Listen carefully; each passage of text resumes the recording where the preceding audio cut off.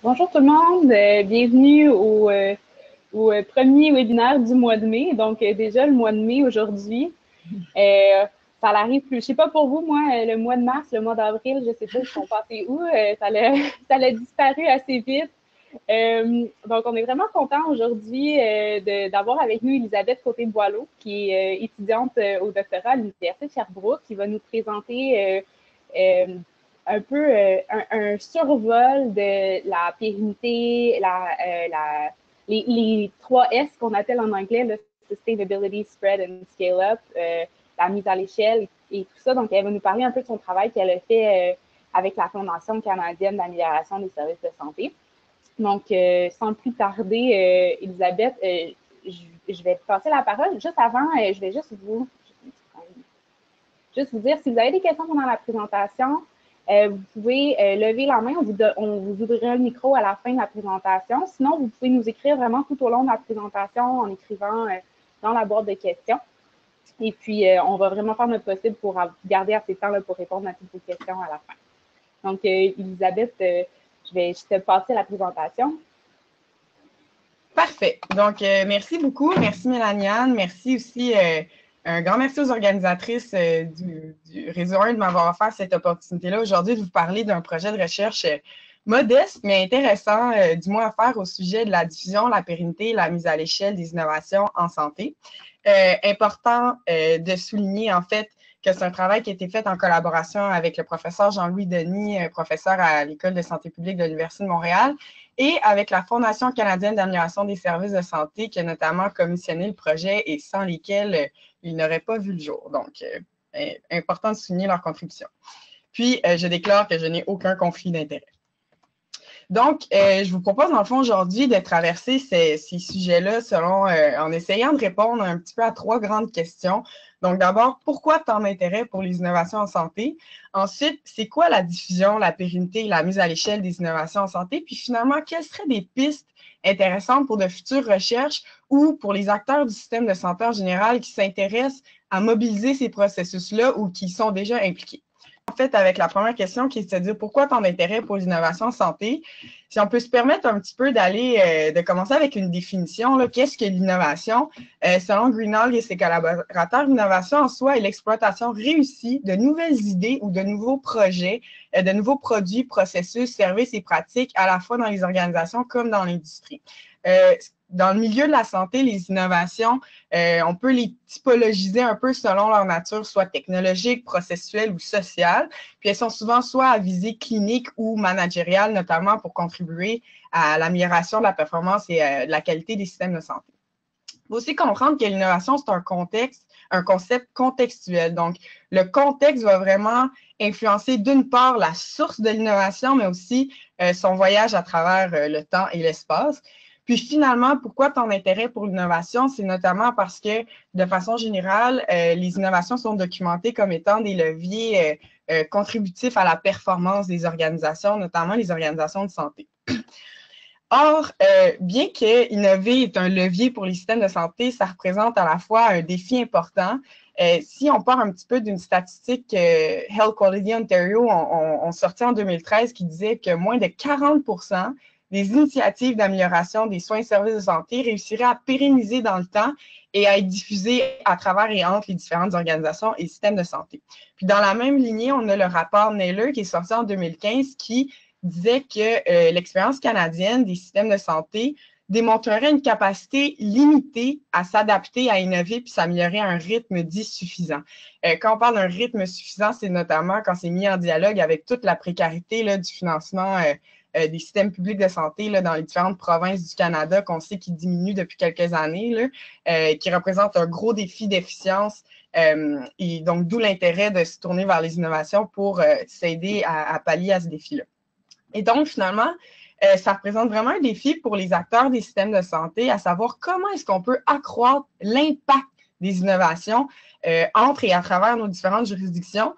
Et donc, d'où l'intérêt émergent et croissant pour la diffusion, la pérennité et la mise à l'échelle des innovations, qui seraient des processus qui permettraient d'atteindre ces grands objectifs-là. Et donc, maintenant, qu'est-ce que la diffusion, la pérennité et la mise à l'échelle des innovations?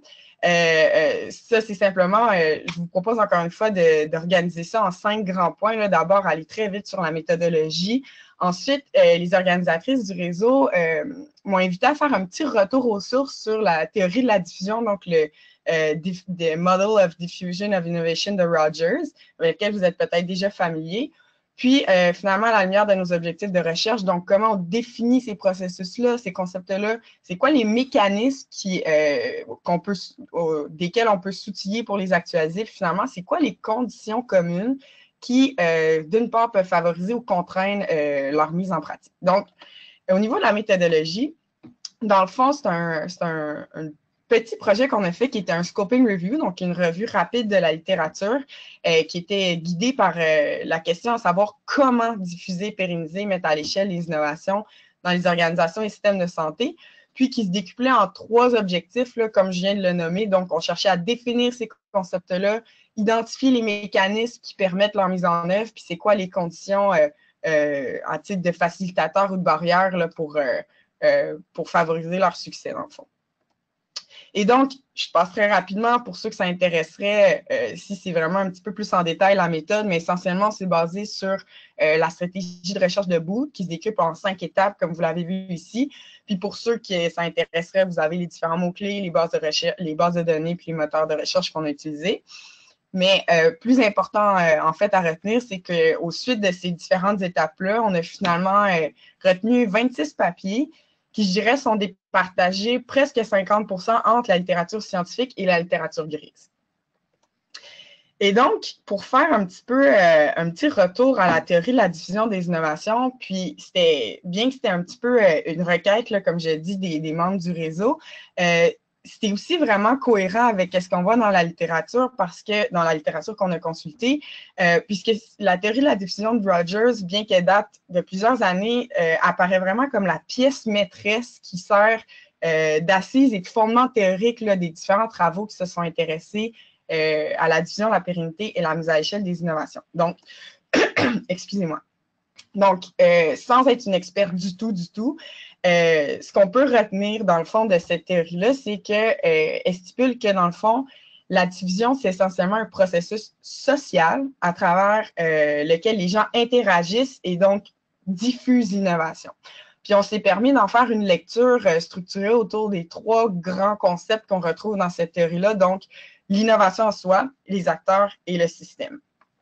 Donc, au niveau de l'innovation, peut-être que la plupart d'entre vous êtes déjà familiers avec ces différentes caractéristiques-là d'innovation dont Rogers discutait, qui soit favorisent ou contraignent là, le potentiel de diffusion, qui sont d'abord l'avantage relatif, donc c'est quoi la valeur ajoutée de cette innovation-là dans notre milieu, la compatibilité, donc la cohérence de l'innovation avec les éléments préexistants dans l'organisation et sa mise en compétition avec ces éléments-là. Donc, est-ce qu'on vient créer des conflits ou des contradictions en ajoutant une nouvelle pratique, par exemple? La complexité, donc la faisabilité de l'innovation, puis finalement son observabilité, c'est-à-dire c'est quoi les bénéfices, justement, c'est quoi la valeur ajoutée ou les effets qu'on voit que ça apporte dans notre organisation, notre milieu.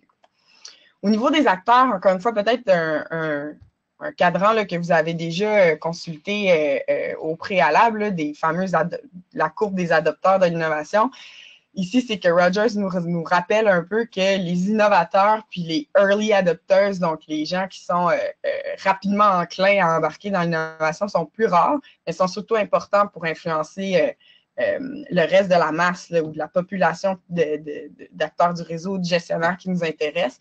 Puis que le fait de se situer à différents endroits dans cette courbe-là serait entre autres déterminé par des caractéristiques comme la personnalité des gens, leurs caractéristiques sociales et leurs besoins perçus de l'innovation.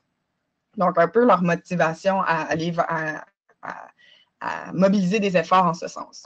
Puis finalement, au niveau du système, sans se perdre, là, au niveau théorique, ça fait plutôt appel au concept qu'on connaît, qu'on entend plutôt maintenant de concepts réceptifs, concepts absorbants, donc les absorptive contexts, notamment travaillés par Pettigrew, qui disent dans le fond que d'une part, on a besoin d'une masse critique d'adopteurs, donc justement de ces innovateurs-là, de ces early adopters-là. Puis aussi, on a besoin, dans le fond, d'un équilibre entre à la fois une flexibilité structurelle qui va permettre à l'innovation de naviguer de façon formelle et informelle dans notre système ou notre organisation, mais aussi quand même d'une rigidité structurelle qui va quand même permettre de pouvoir guider puis encadrer le parcours de l'innovation. Parce que l'innovation ne nous écoute pas toujours, puis elle va des fois dans différents sens, ce qu'on aurait prémédité. Et donc, à retenir un petit peu, si on fait, encore une fois, c'est très critiquable comme lecture, je n'en suis pas experte, mais si on fait un petit peu une lecture à jour de cette théorie-là, on peut se dire que quand on parle de l'innovation, oui, certes, les caractéristiques un peu statiques qu'on a vues de l'innovation sont importantes, mais ce qui est d'autant plus important, c'est vraiment les caractéristiques émergentes de l'innovation qui peuvent découler de son adaptabilité en contexte. Ensuite, au niveau des acteurs, oui, les acteurs, encore une fois, les caractéristiques individuelles sont importantes, mais ce qui apparaît aussi important, c'est vraiment la capacité des acteurs, donc le fait qu'ils ont un pouvoir de changement, un pouvoir d'action dans le cheminement des innovations. Puis finalement, au niveau du système, c'est de rappeler, et ça, c'est Rogers qui s'est autocritiqué à travers le temps, de dire que l'innovation ne parcourt pas selon une trajectoire linéaire et donc qu'il faut vraiment l'approcher avec une perspective très holistique, très compréhensive du système qui nous intéresse.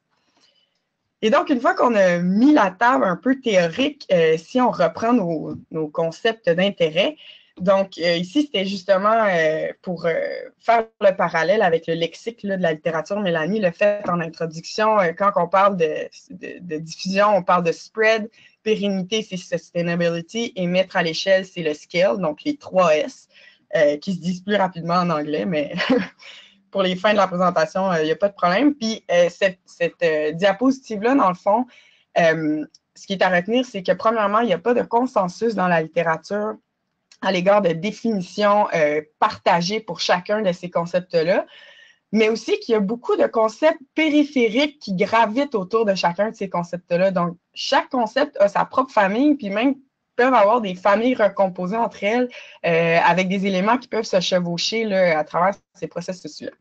Mais au final, en fait, qu'est-ce qu'on peut retenir comme définition parmi tant d'autres? Quand on parle de diffuser les innovations, c'est un processus à travers lequel de nouvelles façons de faire vont être adoptées dans un contexte et adaptées à la lumière du contexte qui l'accueille. Ensuite, en termes de pérennité, c'est encore une fois un processus à travers lequel de nouvelles façons de faire généreraient des améliorations continues qui sont maintenues selon une période de temps appropriée pour le contexte, encore une fois, qu'elle cible. Finalement, la mise à l'échelle, encore une fois, un processus à travers lequel on cherche à augmenter la couverture d'accès de notre innovation. Donc, on veut plus de gens, plus de territoires qui vont pouvoir bénéficier de l'innovation qui a été démontrée comme porteuse. Ici, on discute un peu de ces définitions-là. Dans le fond, la diffusion, c'est un peu un mix entre des mécanismes plutôt actifs comme la dissémination et des mécanismes plus passifs comme la diffusion qui vont collaborer pour rendre possible le spread de l'innovation. Mais ce qui est pas connu, bien que ça c'est établi, ce qui est moins connu, c'est le degré d'itération entre ces différents sous-processus-là ou mécanismes-là. C'est-à-dire, on sait que le spread fait plus appel à de la dissémination, de la diffusion puis de l'adoption, mais comment l'innovation parcourt de façon un petit peu itérative à travers ça, c'est pas si bien caractérisé, en tout cas à notre lecture. Ensuite, au niveau de la pérennité, des fois, c'est pas clair si la pérennité, c'est à la fois un levier aux deux autres processus, donc la diffusion et la mise à l'échelle, ou c'est le résultat de ces processus-là. Donc, c'est bien que ce ne soit pas circonscrit, on peut retenir que c'est vraiment un processus qui est très transversal aux 3S. Puis des fois aussi, il y avait un chicotement qu'on avait à dire, c'est quoi des fois la différence entre pérenniser et implanter une innovation? Dans le fond, si on s'est permis de dégager une différence de ces deux processus-là dans la littérature, ce serait dire que de façon plus usuelle, l'implantation est comme plutôt temporellement définie. Donc, on parle d'un temps zéro, on veut implanter à tel temps, alors que la pérennité serait plus temporellement ouverte. Donc, notamment de par son itérativité. Puis, la mise à l'échelle, encore une fois, on sait que c'est vraiment un processus qui veut, comme j'ai dit, augmenter la couverture d'accès à une innovation. Mais les processus en soi ou les mécanismes qui sont impliqués là-dedans ne sont pas très clairs. Puis finalement, est-ce que quand on parle de mettre à l'échelle des innovations, il y aurait des différences quand on cible des populations différentes, on a des objectifs de couverture d'ampleur différentes, la complexité de l'innovation, bref, peut-être des éléments à enrichir davantage. Par contre, si on peut se permettre un petit peu de caractériser l'ensemble de ces trois concepts-là, ce serait de dire que, comme on l'a vu, ce sont des processus qui sont sociaux, dynamiques, chevauchés, donc qui s'entremêlent, qui sont itératifs, contextuels et finalement un peu imprévisibles. Et ce n'est pas ma propre lecture, c'est Buchanan en parlait déjà il y a une dizaine d'années. Donc, de dire que ce n'est pas d'où toute l'ardeur de structurer ces processus-là et ce qui fait que c'est très exigeant pour les acteurs du système et les communautés qui s'intéressent à s'y investir. Donc, exigeant, mais sans aucun doute réalisable. Et donc, justement, si on veut essayer de répondre à cette question-là, de dire comment est-ce qu'on peut les mettre en place, puis on s'intéresse à ce moment-là aux mécanismes qui sont impliqués dans ces processus-là. Pour partir, désolé s'il y en a que l'image choque, c'était vraiment juste pour illustrer qu'est-ce qu'on voulait dire. C'est pour partir un peu avec le bon état d'esprit, si je me permets, c'est de dire que la littérature scientifique, dans le fond, est consensuelle à l'idée qu'il n'y a pas de mécanisme standardisé pour mettre en place ces processus-là, donc sans ne vouloir répandre la mauvaise nouvelle, mais vraiment de dire que ce ne serait pas approprié de par le fait qu'ils sont tellement... l'adaptabilité en contexte est tellement importante pour le succès de ces processus-là. Il n'y a pas de recette miracle qui serait appropriée pour tous les contextes ou toutes les organisations ou les systèmes. Par contre, ça ne nous a pas empêché de repérer, dans le fond, plusieurs guides pratiques, plusieurs frameworks dans la littérature grise comme dans la littérature scientifique qui peuvent servir d'outils pour guider les acteurs qui s'intéressent à mettre en place ces processus-là. Et ne vous inquiétez pas, vous n'aurez pas à vous battre avec PowerPoint si vous voulez repérer ces différents cadres-là, puisque je vous ai un petit peu organisé ça ici. Dans le fond, qu'est-ce qu'on a retenu comme cadre, guide et outils pratiques qui proviendraient de la littérature grise et ceux qui proviendraient de la littérature scientifique. Donc, pour ceux que ça l'intéresse, j'imagine que vous aurez accès à ça simplement demander, j'imagine, aux organisatrices du réseau 1. Et donc, vous comprendrez que l'idée aujourd'hui n'est pas de traverser un par un chacun de ces guides-là, mais vraiment plus de retenir quels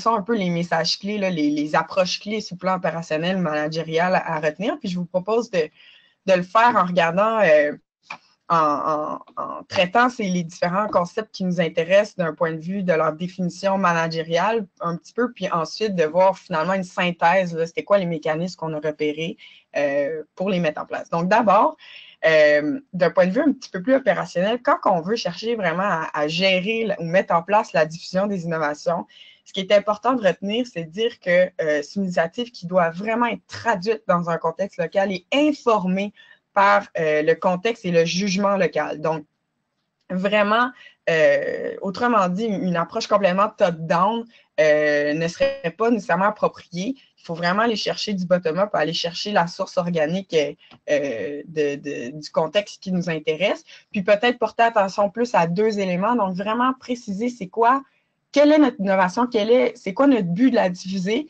puis c'est quoi un peu notre échéancier dans lequel qu'on veut se donner pour essayer d'encadrer le processus.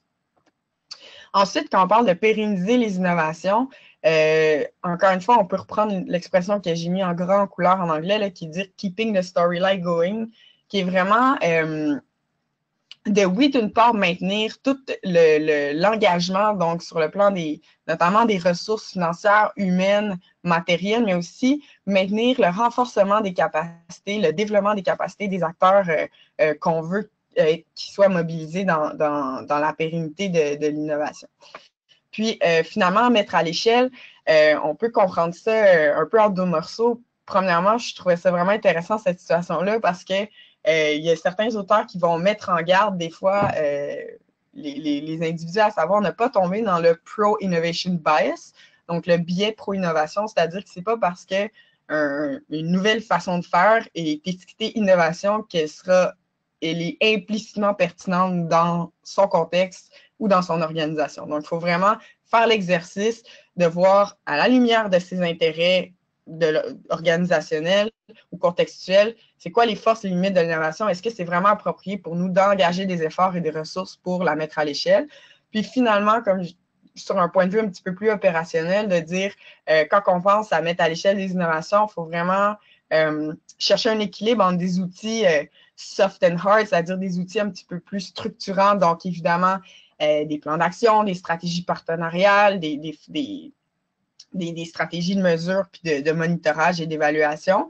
Puis d'un autre côté aussi, des outils plutôt soft, c'est-à-dire qui vont nous permettre de capter vraiment c'est quoi l'historique organisationnel du milieu qui nous intéresse, c'est quoi le contexte sociopolitique, c'est quoi les influences interpersonnelles qui pourraient influencer le succès de notre initiative. Et donc, si, j'espère de façon un peu plus cartésienne ou plus claire, là, cette slide-là peut permettre de synthétiser un peu ce que je viens de dire.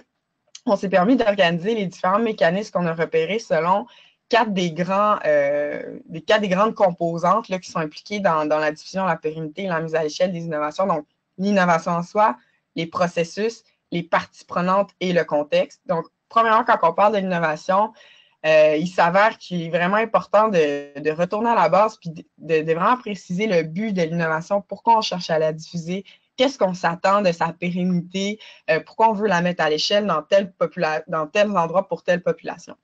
Ensuite, c'est un peu plus délicat, mais vraiment chercher à balancer à la fois la fidélité de l'innovation, mais son adaptabilité aussi. C'est-à-dire de ne pas se lancer dans ces processus-là en se disant que l'innovation, la façon de repérer si elle traverse avec succès à travers le temps dans notre milieu, c'est pas de dire si elle est restée intacte ou elle a vraiment les caractéristiques de début. Donc, laisser place à l'adaptabilité apparaîtrait comme une condition de succès. Ensuite, en termes de processus, ce qui ressortait presque consensuellement, c'était vraiment l'importance d'évaluer, de monitorer dans le fond le parcours de notre innovation, mais à des fins de rétroaction plutôt que de performance.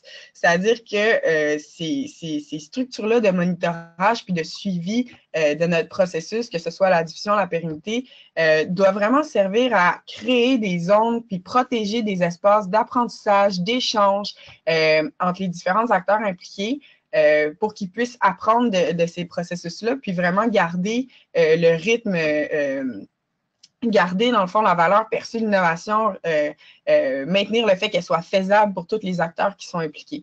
Donc, vraiment d'y aller au niveau des efforts plutôt que des résultats. Puis, d'un point de vue un peu plus théorique, on pourrait parler de routiniser ou d'institutionnaliser les innovations. C'est donc un peu la manière à travers laquelle de nouvelles valeurs, des nouvelles visions, des nouvelles pratiques deviennent répétées dans l'organisation, notamment au moyen, là, comme j'ai dit, des processus d'évaluation puis de rétroaction et d'apprentissage collectif. Ensuite, pour ce qui est des parties prenantes, c'est exprimé un peu de façon à ici, là, traverser les frontières organisationnelles. L'idée, c'est vraiment d'aller chercher une inclusivité à la fois, si je peux me permettre, horizontale, donc vraiment en termes d'interdisciplinarité, d'intersectorialité, mais pour qu'est-ce qui est pertinent en fonction de l'innovation du projet qu'on vise, mais aussi une inclusivité verticale, donc vraiment au niveau des paliers de gouvernance. C'est évidemment beaucoup plus facile à dire qu'à faire, mais vraiment d'essayer de se moduler autour d'une gouvernance distribuée dans ces processus-là apparaît comme vraiment potentialisant là, si on veut que ça marche puis que ça dure dans le temps. Puis aussi très important de miser sur le développement des capacités, parce que la valeur perçue de l'innovation et sa faisabilité n'est pas seulement déterminée par les caractéristiques de l'innovation et les caractéristiques du milieu, mais aussi par le sentiment des acteurs d'être capables de la mettre en place. Donc, si ça leur prend juste des rencontres le soir, le week-end et tout ça, puis c'est difficile à intégrer, donc peut-être miser sur le développement des capacités pour chercher plus une agilité organisationnelle à ce niveau-là. Finalement, au niveau du contexte, ben, c'est vraiment d'adapter constamment au contexte interne, donc vraiment le contexte local et organisationnel, et au contexte externe, donc qu'est-ce qui est l'environnement plus sociopolitique, pour encore une fois assurer la faisabilité, la valeur ajoutée de la perçue d'innovation. Et je m'excuse si je me répète, mais c'est vraiment quelque chose qui ressortait dans les écrits. Donc, une fois que ça c'est dit, si on regarde un peu les conditions communes, en espérant, encore une fois, que je me radote pas trop, si on regarde ça un peu sous forme facilitateur et barrière, sur le plan des facilitateurs, comme j'ai dit, le fait que l'innovation ait une flexibilité pour être adaptée en contexte, ça paraît vraiment comme un critère de succès. Ensuite, au niveau du leadership, comme j'ai dit, c'est vraiment l'idée du leadership partagé, vraiment l'idée d'aller inclure le plus possible tous les acteurs qui sont touchés par les processus qu'on veut mettre en place, et surtout penser aussi à des formes de leadership, des fois dites informelles ou non conventionnelles, comme par exemple, il y a des expériences qui montraient que le fait que la secrétaire médicale de la clinique est impliquée dans la prise de décision et tout ça apparaissait vraiment comme quelque chose de positif. Donc, vraiment penser un peu outside the box quand on parle de leadership, aller au-delà des structures. Et donc, de développer des relations de réciprocité, notamment au niveau des systèmes d'imputabilité. Des fois, c'est pas clair, OK, on veut diffuser notre innovation, on essaie de distribuer les rôles et responsabilités, une coordonnatrice, etc., mais qui relève de qui, quelle information doit être transmise à qui, ça, il faut que ce soit clarifié. Et encore une fois, le plus possible appuyer sur des structures hiérarchiques un peu distribuées. Ensuite, culture d'innovation, donc comme j'ai dit un peu, cette réceptivité-là du contexte par rapport à accueillir de nouvelles pratiques et avoir une certaine mobilité, là, comme j'ai dit, entre la flexibilité structurelle et la rigidité structurelle. Puis finalement, l'échéancier réaliste, comme j'ai dit, c'est vraiment plus facile à dire qu'à faire, de dire que c'est des processus qui sont ouverts dans le temps, qui sont itératifs. Puis quand on est un acteur du système de santé qui dit oui, mais moi, si je veux vraiment encadrer de façon structurelle mon initiative, c'est sûr qu'il faut que j'aie un échéancier, c'est sûr qu'il faut que j'aie des objectifs de rendement ou à certaines étapes. Mais encore une fois, sans être expert du tout, je pense qu'il faut se s'outiller de façon structurante, mais il faut aussi toujours garder en tête que ce soit à des fins d'agilité organisationnelle puis d'apprentissage plutôt que de coercition. Et donc, le contexte, ça revient un peu à la culture que j'ai dit. Puis si on regarde ça un peu au niveau des barrières, c'est plus ou moins le miroir de ce que je viens de dire, là, mais encore une fois, l'innovation, que le design, s'il n'est pas adapté au contexte local, ça peut... c'est évidemment une barrière. Ensuite, quand on parlait du leadership partagé, de l'inclusivité, c'est vraiment pour éviter le risque et des désalignements au niveau des objectifs, des attentes et de l'engagement des ressources dans le projet. C'est-à-dire que on sait que les acteurs des organisations du système de santé sont très hétérogènes, il y a des fois des conflits, des contradictions. Mais si on veut vraiment, par exemple, mettre à l'échelle dans différentes provinces ou différentes régions socio-sanitaires une innovation, c'est sûr qu'il faut s'assurer que l'engagement de toutes les parties prenantes est là puis qu'il soit vraiment cohérent par rapport aux besoins de tous. Et donc, pour éviter le désengagement politique ou financier. Et aussi, d'une même façon, éviter la fragmentation entre les acteurs. Donc, justement, se mettre à créer des silos, là, comme j'ai dit, dans nos partenariats, si on veut, horizontaux et verticaux. Puis, encore une fois, il apparaît évidemment comme une barrière le fait d'avoir des infrastructures non soutenantes, donc des infrastructures qui n'investissent pas suffisamment sur le développement des capacités et qui peut-être peuvent tomber dans le piège de miser trop sur l'autonomie des acteurs qui doivent engager des efforts, comme on l'a vu, assez exigeants pour mettre en place ces processus-là. Et finalement, l'importance de la rétroaction, donc de s'assurer de protéger, voire formaliser vraiment des occasions d'échange, des occasions de réflexivité, et que ce soit aussi, et que ces occasions-là, comme j'ai dit, proviennent notamment de structures d'évaluation qui soient fréquentes et surtout qui font preuve de transparence. Et donc, suite à ça, si on peut se poser la question, ce serait quoi alors des pistes intéressantes pour la recherche et l'adaptation des organisations de santé? Et la suite est évidemment très critiquable, encore une fois, c'est ma propre lecture, donc n'hésitez pas à la période de questions à corriger ou à ajouter. Mais je me suis un peu amusée avec cette diapositive-là de me dire, quand j'ai lu ça, quand j'ai consulté ça, et je continue d'en entendre parler, là, comme on sait, ça gagne un peu en intérêt, en popularité, les 3S. C'est quoi les questions qui me restent? D'abord, je me dis, quand on fait ce retour-là aux sources de la théorie de la division des innovations, qui est énormément citée, très reprise dans ces travaux-là, est-ce que ce serait pas le temps d'un renouvellement théorique de cette théorie-là pour un petit peu gagner en généralisation des différentes études empiriques qui permettraient de la valider ou l'invalider? Ensuite, est-ce que la diffusion, la pérennité, la mise à l'échelle des innovations peut vraiment s'actualiser de façon indépendante? C'est-à-dire que oui, on sait que c'est des processus qui se chevauchent, mais à quel point est-ce qu'on peut vraiment parler d'une initiative de scaling up sans parler de pérennité, par exemple? Donc, je ne dis pas que les efforts doivent être concentrés en ce sens-là, mais peut-être que c'est une question qui doit faire partie de l'amorçage de ces initiatives-là. Ensuite, les barrières et les facilitateurs, est-ce que c'est vraiment le miroir l'un de l'autre ou est-ce qu'il y a vraiment des éléments clés qu'il ne faut pas échapper quand on fait cet exercice-là de dichotomiser les conditions communes comme on le fait? Finalement, aussi, est-ce que le cheminement de l'innovation, donc divisé, pérennisé, mettre à l'échelle, diffère lorsqu'il s'agit d'initiatives bottom-up versus top-down, voire hybridées? Donc, à quel point, justement, un peu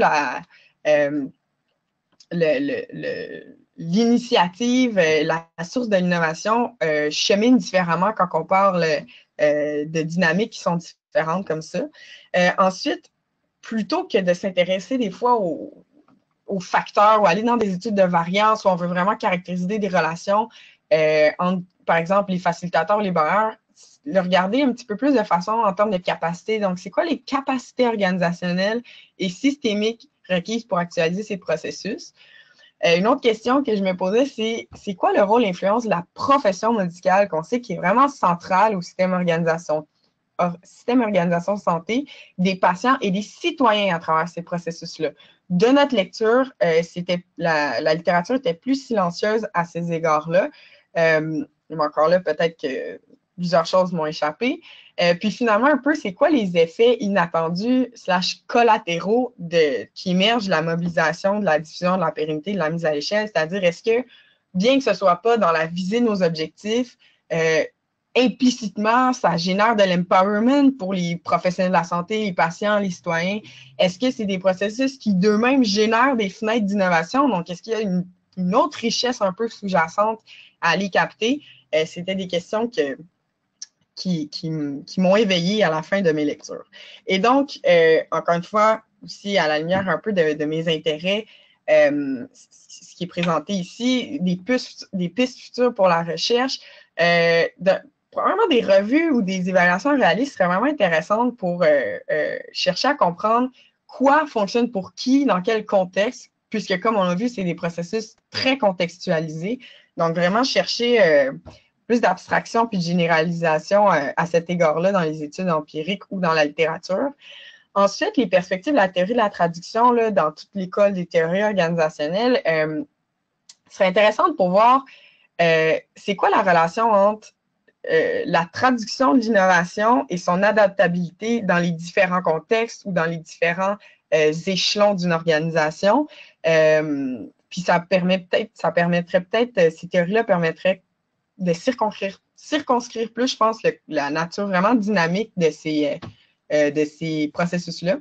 Ensuite, les perspectives des théories institutionnelles pourraient peut-être nous aider à comprendre, dans le fond, comment les acteurs arrivent à créer l'innovation dans des organisations hautement institutionnalisées comme les milieux de la santé, puis à donc les diffuser, les pérenniser et les mettre à l'échelle. Et c'est peut-être là qu'on pourrait aussi s'intéresser à ces dynamiques-là, plus bottom-up versus top-down, etc. Donc, certainement que c'est des théories qui pourraient s'appliquer de façon intéressante à ça. Puis finalement, la perspective des Learning Health Systems, donc des systèmes apprenants, qui est quelque chose qu'on entend de plus en plus dans le domaine de la politique et des services de santé. Pour peut-être là aller répondre à cette question-là au niveau des capacités organisationnelles ou systémiques, de dire, d'explorer les capacités requises pour capitaliser sur les évidences partagées à l'intérieur ou entre les organisations de santé de manière à générer des dynamiques d'innovation à grande échelle. Donc, très, très facile à dire, beaucoup plus qu'à faire. Mais aujourd'hui, j'avais le beau rôle de vous partager mes questionnements puis les pistes que je trouverais pertinentes, donc à prendre et à laisser. Et donc, pour conclure, encore une fois, si je peux me permettre, en tant qu'acteur du système de santé, s'il y a 5 grands points, éléments clés, je pense, à garder en tête quand on se lance dans ces initiatives-là ou quand on y est déjà impliqué, c'est de dire que, premièrement, les innovations ont plusieurs significations. L'innovation ne voudra pas dire la même chose pour tout le monde, n'aura pas la même valeur ajoutée, n'aura pas la même faisabilité perçue, notamment de par la nature tellement complexe et plurielle là, des organisations et systèmes de santé. Donc, le focus doit vraiment être mis sur le pourquoi, pour que chacune des parties prenantes qui est impliquée arrive d'une certaine façon quand même à répondre à cette question-là. Pourquoi on met en place cette innovation-là? Pourquoi on engage des ressources? Pourquoi on met en place des efforts? Donc, essayez d'aller chercher une synergie par rapport à ça. Ensuite, innover, c'est demandant pour les individus, les communautés, les organisations. Donc, un peu en parallèle avec ce que je viens de dire, mettre le focus sur s'assurer, notamment au moyen d'évaluation ou de monitorage, que c'est perçu comme une valeur ajoutée dans les milieux et que c'est faisable. Donc, c'est faisable à intégrer dans les pratiques courantes. Ensuite, le rythme et le parcours d'innovation est déterminant. Donc, comme on l'a dit plus tôt, cette espèce de paradoxe délicat entre on veut encadrer avec des échéanciers nos processus, mais on veut pas, on sait qu'on veut pas dénaturer ou brimer à la nature de ces processus-là qui sont plutôt itératifs. Le focus à ce moment-là devrait vraiment être mis sur ce que les individus font plutôt que sur ce qu'ils sont attendus de faire. Donc, vraiment chercher une évaluation de la performance, ou peu importe comment vous l'interpellez, mais qui vise à regarder en temps réel et de façon dynamique où on est rendu, pourquoi, comment, plutôt que de seulement focuser sur on n'est pas rendu là, on se désengage au niveau de nos ressources. Donc, aussi, le parcours d'innovation est un processus social, comme on l'a dit, ça relève de la théorie de la diffusion des innovations qui dit que c'est people talking to people. Donc, créer ces dialogues-là, comme j'ai dit, à la fois au niveau un peu horizontal, mais au niveau vertical aussi, ne pas avoir peur d'intégrer les différentes, toute une multiplicité d'acteurs. Je pense que ça démontre que ça permettrait plus de potentialiser le changement. Puis finalement, le parcours des innovations, comme je dis, comme un processus politique, c'est-à-dire qui peut être contestable, notamment de par les efforts que ça demande, et donc focuser sur les capacités à créer des capacités de gouvernance qui soient inclusives, distribuées et qui parviennent à un équilibre là, entre ces différentes dynamiques-là du changement puis l'innovation qui soit top-down et bottom-up. Et donc, si je peux me permettre de conclure, pour vrai, je vous promets, j'ai mis cette image-là parce que je pense que on peut terminer je peux terminer en disant que moi, ce que je retiens, c'est que l'innovation doit être un peu comme la première poupée d'une lignée de poupées russes, c'est-à-dire que bien qu'elle doit être adaptée en contexte, je pense qu'elle doit vraiment rester et faire partie de toutes les couches à la fois des organisations et systèmes de santé, mais surtout de l'intérêt des acteurs des systèmes et organisations de santé. Donc, bref, ne jamais perdre de vue qu'est-ce qu'on a initialement commencé. Donc, je vous remercie beaucoup de votre attention. J'ai parlé vite. Puis maintenant, à vous pour les questions. Merci beaucoup, Elisabeth, de ta présentation. Je pense que ça tombe vraiment à point avec plusieurs des discussions là, qui ont lieu partout dans le système de santé, mais notamment à l'intérieur du réseau 1. Ça vient un peu nous éclairer là, sur des mots qu'on entend souvent, des buzzwords qu'on entend souvent, puis un peu mettre plus la table pour mieux comprendre c'est quoi les enjeux. Donc, je ne sais pas si tu peux juste avancer aux dernières diapositives.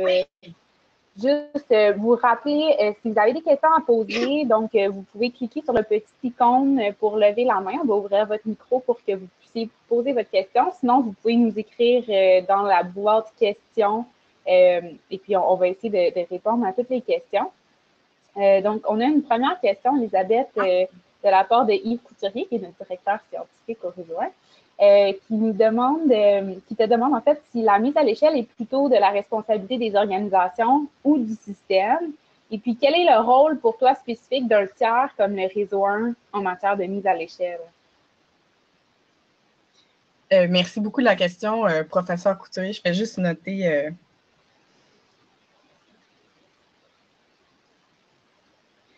En fait, je pense que c'est vraiment une excellente question.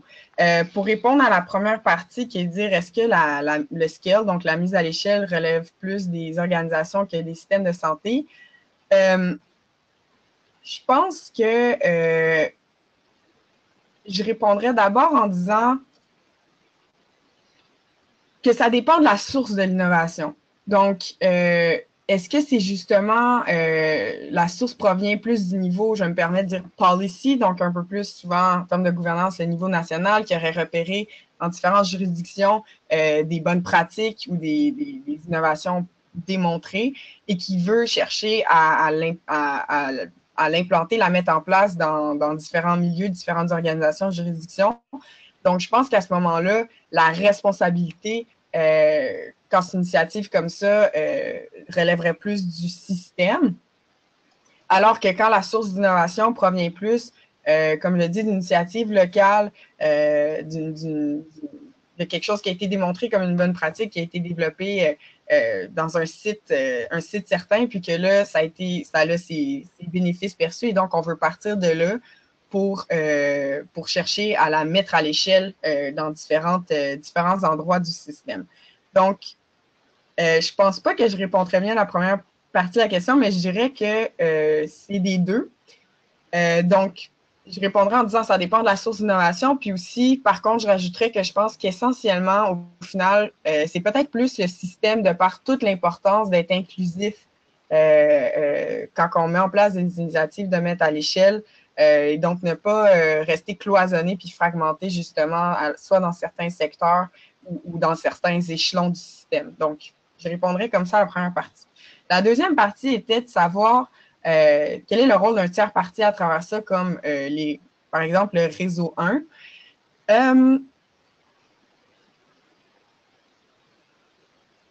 Je pense que certainement, je pense que le réseau 1, de par la manière souvent que c'est, et vous me corrigerez si je me trompe à l'écrit, ou par courriel, sont souvent structurés sur une forme un peu hybride, justement, entre des acteurs puis des volontés top-down versus bottom-up. Puis je fais pas de ça un portrait du réseau 1 du tout, mais donc je pense que de par une posture un petit peu, justement, plus hybride ou même des fois un peu arm's length à différents corps gouvernementaux, comme par exemple des ministères ou des organismes subventionnaires, ils peuvent vraiment avoir une posture privilégiée, je pense, dans la mise à l'échelle des innovations, notamment juste par l'exercice de diffusion. Et aujourd'hui, on en vit un, certainement. Puis je pense le pouvoir de diffusion, le pouvoir de rassemblement que ces réseaux-là ont, des fois, quand ils ont des volets, justement, de développement des capacités, puis vraiment une belle mobilité, là, premièrement par le fait que ça donne accès avec toutes sortes de dispositifs virtuels, audiovisuels, à vraiment, ça donne accès à vraiment beaucoup plus de personnes qui, autrement, auraient de la misère à se rencontrer. Je pense que quand on regarde aux caractéristiques des réseaux qui sont structurés de façon un peu hybridée, certainement qu'il y a un rôle à jouer. Je pense, à ma connaissance, je n'ai pas lu quoi que ce soit qui aurait publié à cet égard-là, mais je pense que définitivement, même que je ne me demande pas si ce n'était pas peut-être la prémisse de mettre en place des réseaux de recherche comme ça ou des réseaux qui réunissent là, beaucoup d'acteurs du système de santé, c'était peut-être pas ça même le but à la base des fois des réseaux. Donc, excellente question. J'espère que j'y ai répondu. Merci beaucoup, Elisabeth. On a une autre question qui nous vient d'Éthéride Francis, qui dit merci aussi pour la présentation, qui dit que les gestionnaires du système de santé disent souvent bombarder d'innovations à diffuser ou à implanter. Est-ce qu'il y a quelque chose qui est ressorti dans la recension des écrits comme piste de solution pour mieux gérer la surcharge d'innovation auxquelles font face les gestionnaires du système de santé?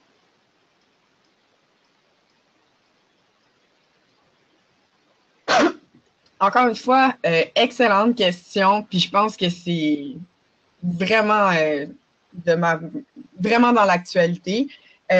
nous, de ce qu'on a vu dans la littérature, c'était pas exprimé comme ça, quoique c'est très bien exprimé comme ça, de surcharge de l'innovation. Donc, je pourrais pas me dire que j'ai vu quelque chose qui répond à cette question-là ou à ce défi-là.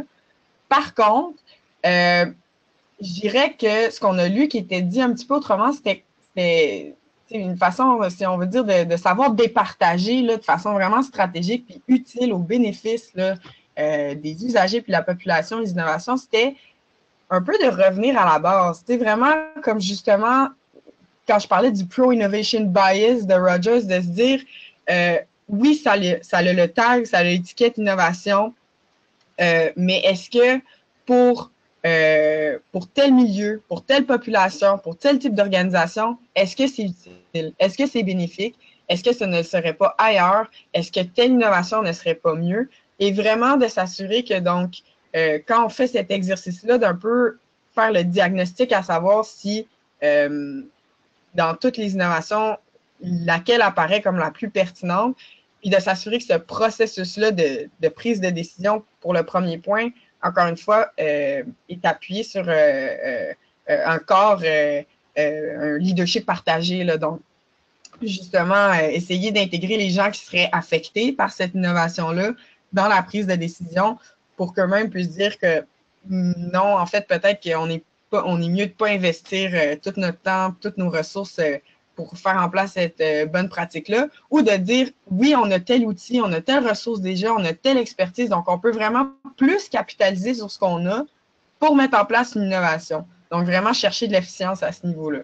Donc, c'était vraiment une bonne question, puis c'est comme ça que j'y répondrais. Donc, en résumé, essayer de répondre à la question de base, de dire est-ce que les forces sont plus grandes que les limites de cette innovation-là, pas tomber dans le biais simplement de l'innovation, puis ensuite de s'assurer que c'est une décision qui est prise de façon collective. Merci beaucoup. En fait, moi, ça me fait penser à une question là, que j'avais pendant que tu présentais. Je me demandais, selon ta revue de littérature, pour toi, c'est quoi le rôle maintenant de la recherche à jouer dans ces processus-là, soit au niveau des évidences même de l'évaluation des innovations, ou peut-être plus, on voit maintenant beaucoup de demandes de subventions qui sont plus en lien, par exemple, les nouvelles demandes là, de la SRAP et tout ça, qui sont plus à mettre à l'échelle justement des innovations, puis qu'on fait un accompagnement. Donc, c'est quoi le rôle que toi, tu vois selon la recension des écrits que vous avez fait? Vraiment bonne question, Mélanie-Anne. On partage un bureau, fait que tu aurais pu me la poser avant. Non, c'est pas vrai. C'est vraiment une bonne question.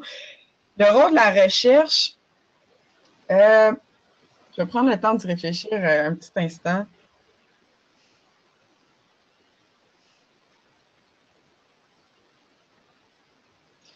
Je pense que dans un premier temps, le rôle de la recherche permet peut-être de faire de créer, ça va ressembler un peu à ma réponse là, à professeur Couturier là, sur la question des réseaux.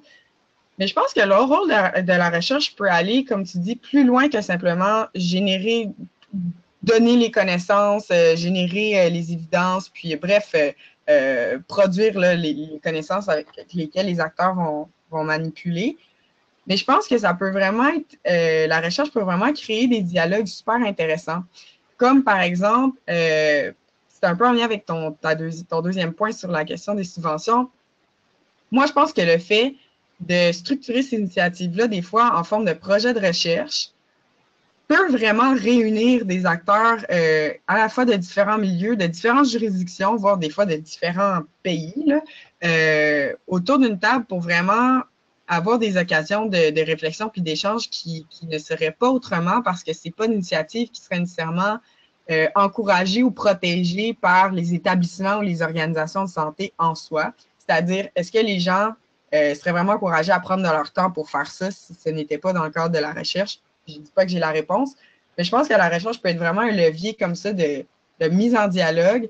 C'est sûr que deuxième apport de la recherche, selon moi, c'est évidemment d'avoir un peu un rôle d'objectivisation, dans le fond, de toutes les démarches. C'est-à-dire que le fait, par exemple, d'avoir un chercheur ou une équipe de recherche qui est expert dans un milieu, qui a fait justement une revue systématique ou une recension des écrits à l'égard de quelque chose, puis qui accompagne des acteurs qui se lancent dans ces processus-là, peut justement des fois leur dire non, mais ça, par exemple, si vous vous orientez vers ça, il y a tel outil qui existe, il y a telle autre juridiction qu'on a faite. On est même en contact avec eux dans notre projet de recherche. Donc, vraiment chercher à faire un petit peu, je dirais, un rôle presque de veille, là, mais comme une veille dynamique là, humaine qui permettrait d'accompagner puis de rassurer, dans le fond, les démarches des acteurs du système de santé. Puis, je pense qu'une autre partie de ta question, c'était par rapport aux demandes de subvention. Puis ça, je vais être sûre si j'ai bien compris. Dans le fond, est-ce que tu demandais pourquoi dans les demandes de subvention, maintenant, on parle plus, exemple, de mise à l'échelle que de pérennité ou de diffusion? Est-ce que c'était ça ta deuxième question? Oui, c'est ça. Oui, Okay. c'est ça. Mais je sais pas si t'as pas la réponse, c'est correct aussi, mais. Ben non, mais c'est évidemment, puis c'était vraiment une bonne question, puis je pense qu'on l'observe de plus en plus. Je n'ai pas la réponse, mais si je peux penser à une réponse à travers, je pense que ce que j'ai lu, c'est que je pense que quand on parle de mise à l'échelle, je vais me permettre une réponse un peu audacieuse, là, mais je vais y aller comme ça. Quand on regarde les dynamiques de transformation en ce moment à grande échelle des systèmes de santé au Canada, donc des différentes provinces, et je ne sors pas ça simplement de ma tête, c'est que je fais partie d'une étude avec le professeur Jean-Louis Denis qui évalue là, les dernières réformes des systèmes de santé dans 7 provinces au Canada. On regarde qu'il y a vraiment un mouvement vers les collaboratives. Donc, vraiment, je pense que c'est que c'est vraiment cohérent avec ce qui semble avoir émergé dans les dernières années dans les différentes provinces du Canada, c'est-à-dire de vraiment plus aller vers des initiatives de ralliement, des initiatives de collaboration entre les différentes provinces, entre aussi les juridictions entre les différentes provinces. Donc, pour vraiment chercher à capitaliser sur les forces des différentes organisations, des différents systèmes de santé dans les provinces, mais au Canada en général. Donc, c'est peut-être de ces tendances-là qui semblent apparaître en termes de dynamique de transformation à grande échelle des systèmes de santé, que ça se reflète dans les intérêts des organismes subventionnaires, donc fédéraux et provinciaux. Donc, j'ai osé répondre à ça, mais moi, je vois une cohérence à ce niveau-là là, entre ce qui est observé depuis, je dirais, 10-15 ans dans les, comme par exemple, toutes les collaborative quality improvement, puis tout ça. Puis aussi, peut-être l'apparition de différents, excusez-moi, j'ai beaucoup d'expressions en anglais, mais je suis francophone, mais de government bodies ou justement de réseaux ou d'institutions, d'organisations un peu en parallèle ou arm's length au gouvernement qui ont justement des postures un peu plus hybrides puis un petit peu plus indépendantes, qui ont vraiment été proactifs là, dans la mise en place des initiatives plus collaboratives entre les provinces et à l'intérieur des provinces. Donc, selon moi, ce serait peut-être une hypothèse de savoir pourquoi c'est devenu des intérêts des organismes subventionnaires plutôt que quand on cherche à pérenniser ou simplement diffuser. Super, merci beaucoup pour cette réponse-là. Il y a Yves Couturier qui te relance, en fait, qui te demande si tu avais vu passer le concept d'application des connaissances dans la recension des écrits. Et puis, c'est quoi le lien ou est-ce que c'est autre chose que la mise à l'échelle? Moi, pour être sûr d'avoir bien entendu, tu disais concept d'application des connaissances. Oui. OK, merci. Et quel est le lien avec la mise à l'échelle? Ou si c'est autre chose ou si ça fait partie du même concept? Encore une fois, professeur Couturier, excellente question. Ça apporte vraiment à réfléchir beaucoup. Si je peux me permettre une réponse, et je réitère que tout ce que je dis est à prendre ou à laisser. Je dirais que la façon qu'on a vu dans l'application des connaissances dans la littérature, c'était deux façons. La première façon, c'était vraiment je le tire un peu, mais l'idée justement que si on s'intéresse à une innovation, soit la diffuser, la pérenniser ou la mettre à l'échelle, il faut qu'elle ait selon les faut qu'il y ait des évidences à l'appui. Donc, elle a été comme démontrée comme efficace ou porteuse ou génératrice de valeur ou d'accroissement de la performance ou de la qualité. Donc, c'est là où je dirais que les connaissances / évidences étaient un petit peu opérationnalisées. Dans un deuxième temps, je dirais que c'était plus sous la forme du développement des capacités. Il y a peut-être là aussi un peu le lien avec la mise à l'échelle, c'est-à-dire que le rôle des évidences, mise à jour évidemment, apparaissait vraiment important dans la formation des parties prenantes, essayer justement aussi dans tous les exercices de rayonnement et donc pour démontrer que l'innovation peut avoir une valeur ajoutée, donc générer ça. Donc, je dirais que c'est comme les deux corpus qui intégraient l'application des connaissances. Puis, le lien avec la mise à l'échelle aussi, c'est différent que mettre à l'échelle quelque chose. Je dirais que oui, c'est différent parce que justement, c'est plus d'intégrer l'application des connaissances dans du capacity building, là, comme j'ai dit, vraiment du développement de capacité. Puis, afin que ces capacités-là servent essentiellement de levier là, pour périn là, dans les organisations, justement, pour maintenir l'innovation et ses améliorations continues sur une période appropriée. C'est comme ça, donc je le verrais d'un point de vue plus systémique. C'est pas non plus... puis la mise à l'échelle, comme j'ai dit, ne peut, selon moi, selon ce que j'ai lu, ne peut pas être encadrée dans des initiatives ponctuelles ou statiques de justement dire on va justement chercher à appliquer nos connaissances par rapport à telle personne à tel moment. Il faut vraiment que ce soit plus étendu dans le temps. Puis c'est comme ça que je répondrai à la question. Je m'excuse, Yves, si je ne réponds pas à tes questions, je ne le vois pas, mais ce serait une tentative de réponse. Je pense que c'est une très bonne tentative. C'est vraiment très, très intéressant. Puis, en fait, ça l'écho beaucoup des commentaires qu'on voit à l'écrit. Tout le monde te remercie vraiment de la présentation. Vraiment très, très intéressant. Puis, je pense beaucoup d'actualité avec les discussions qu'on a en ce moment dans le système de santé. Ça ne te dérangerait pas juste avancer d'une diapo? Certainement. Donc, juste avant de quitter, je vous rappelle que vous pouvez télécharger la présentation d'Elisabeth si vous voulez dans les documents à distribuer dans votre panneau. Donc, le PDF est là si vous voulez avoir accès aux références. Sinon, il sera éventuellement disponible sur le site du réseau.